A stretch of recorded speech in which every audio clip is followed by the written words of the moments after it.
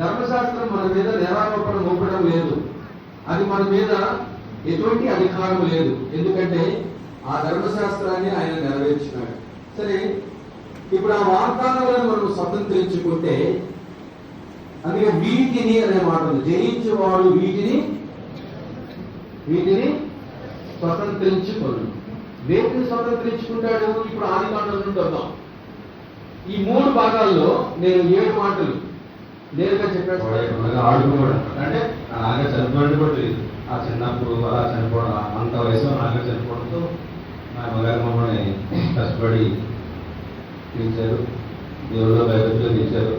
అప్పటి వరకు మేము ఎంతో దేవుని సంఘానికి సహవాసానికి కట్టుబడి, ఎప్పుడైతే నాగా చనిపోయారో అప్పుడే 10th పాస్ అయ్యాను, నేను ఇంటర్మీడియట్ జాయిన్ అయ్యాను, వీటికల్లో జాయిన్ అయ్యాను.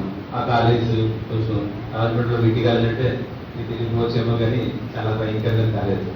ఒకేసారి స్వేచ్ఛ, అంటే నాగా చనిపోయి నాగా ఉంటే అన్ని మా కట్టుబడులు ఉండి, ఎప్పుడైతే నాగా చనిపోవడంతో మాకు స్వేచ్ఛ, సినిమాలు, షికార్లు, ఫ్రెండ్స్, రకరకాల అలాగా సర్వీస్కి వెళ్ళిపోతుంది. కానీ అట్లా కొంచెం స్వేచ్ఛ జీవితం అలవాటు పడిపోయింది.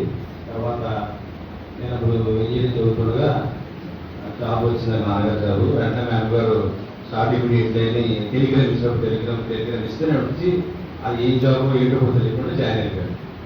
జాయిన్ అయిపోతే హై స్కూల్లో జాయిన్ అయిపోతే ఇంకా అక్కడి నుంచి నేను ఇంకా ప్రైవేట్ స్టడీగా ఎంఏ చేశాను. మళ్ళీ బీడీఏమో లాస్ ఆఫ్ టీచింగ్ కోర్స్ అంటే ఇష్టం అనమాట. బీడీ కూడా చేశాను.